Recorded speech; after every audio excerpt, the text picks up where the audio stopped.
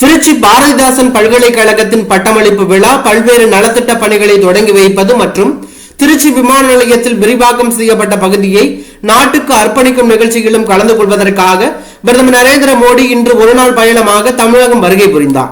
பாரதிதாசன் பல்கலைக்கழக பட்டமளிப்பு விழா நடைபெற்று முடிந்த பிறகு திருச்சி விமான நிலையத்தில் 1112 கோடி மதிப்பீட்டில் கட்டப்பட்டுள்ள புதிய விமான நிலையம் இணையத்தை பிரதமர் நரேந்திர மோடி நாட்டிற்கு அர்ப்பணித்தார். இந்த நிகழ்ச்சியில் தமிழக ஆளுநர் RN ரவி, முதலமைச்சர் MK ஸ்டாலின், மத்திய விமான போக்குவரத்து துறை அமைச்சர் ஜோதிராதித்யா சிந்தியா, தமிழ்நாடு அமைச்சர்கள் KN நேரு, அன்பில் மகேஷ் பொய்யாமொழி ஆகியோர் பங்கேற்றார்கள். இந்த விழா மேடையில் பிரதமர் நரேந்திர மோடி பேசிய பிறகு தமிழக முதலமைச்சர் MK ஸ்டாலின் தனது பேச்சை தொடங்கிய போது அரங்கில் கூடியிருந்த பாஜகவினர் அவரை பேச விடாமல் குறுக்கிட்டு மோடி மோடி என கோஷம் எழுப்பினார்கள். அவர்கள் எழுப்பிய மோடி கோஷம் அரங்கத்தை அதிர வைத்தது. அதை பொருட்படுத்தாத தமிழக முதலமைச்சர் MK ஸ்டாலின் தனது பேச்சை தொடர்ந்தார்.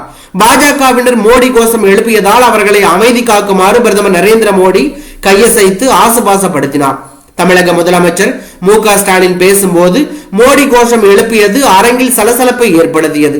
அதுவரை கூட்டத்தை நோக்கி உட்கார்ந்திருந்த MK ஸ்டாலின் அதன் பிறகு அவ்வாறு உட்காரவில்லை. இது தற்போது அரசியல் வட்டாரத்தில் பரபரப்பை ஏற்படுத்தி உள்ளது.